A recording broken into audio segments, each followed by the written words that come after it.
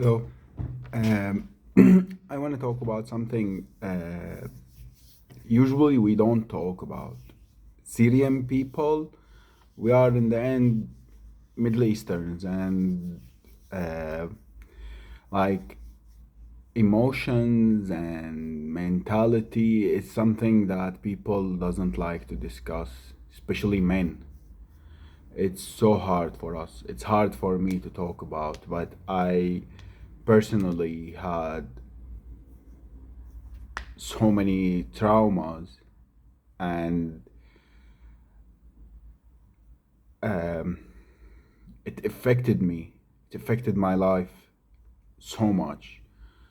The biggest one was that I'm here away from Syria for 10 years now.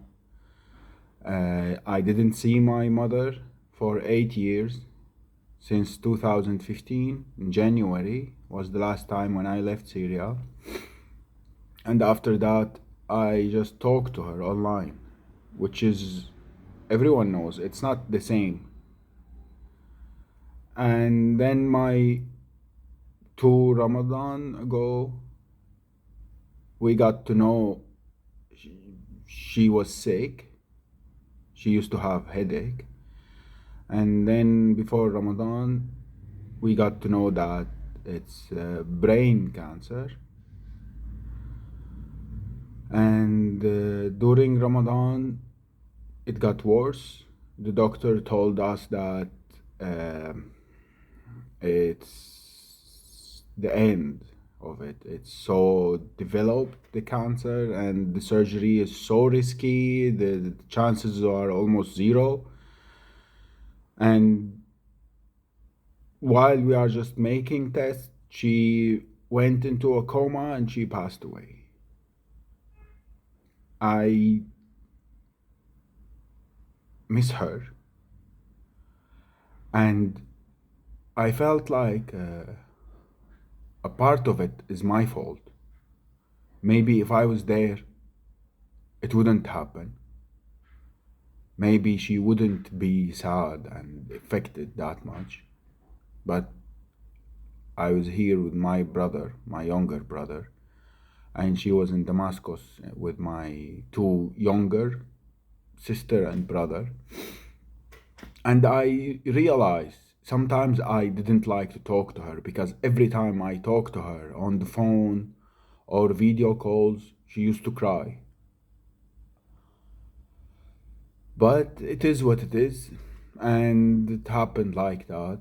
It's God's will, I believe like that, and I know she's in heaven.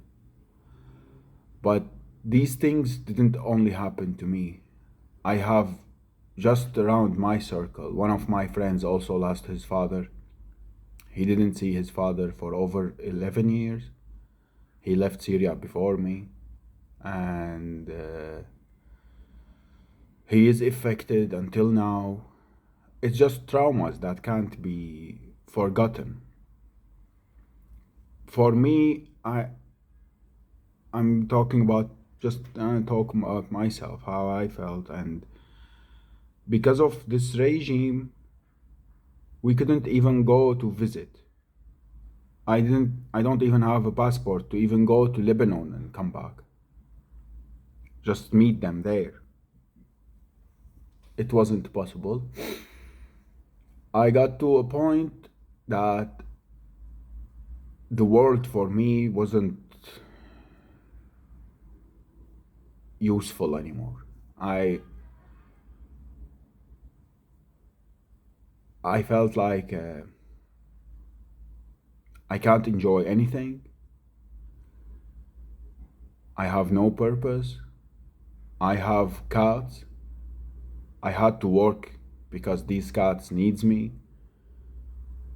They need food. They don't have any fault in this. But a year after my mother died, I started to think it's just too much. And there was no hope that we will go back to Syria. I was seeing like just when I imagined the future, it's just cloudy. There is no future anymore. This regime is there. other governments, Europeans and Arabic governments, were trying to get closer to him again, and there was no hope. I literally made a robe. I was gonna just finish it.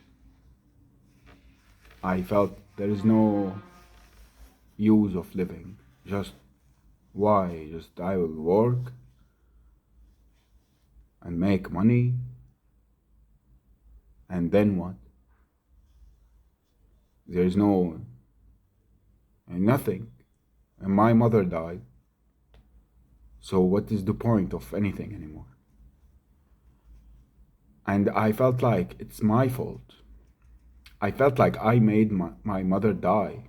I caused her pain. And suddenly, last month happened. And now I feel there is hope. I wanna live. I wanna go back to Syria, or even when I'm here, I talk with my brother and sister. I feel they are alive.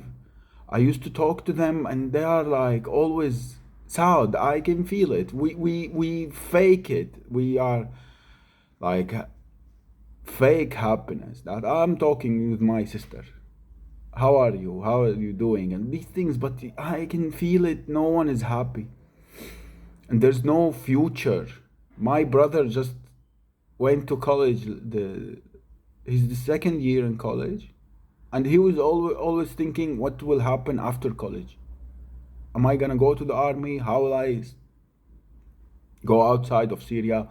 He's just young guy, and he's thinking these things, and he's afraid that if they take me to the army, because we are from Damascus, there's no rebels that he can go to. They are far. It's impossible for him to join the rebels. And if he go to the army, what will happen? And it was too much. And thank God, now the regime fall, it just opened a new future for us, a new life. I have a friend in Austria,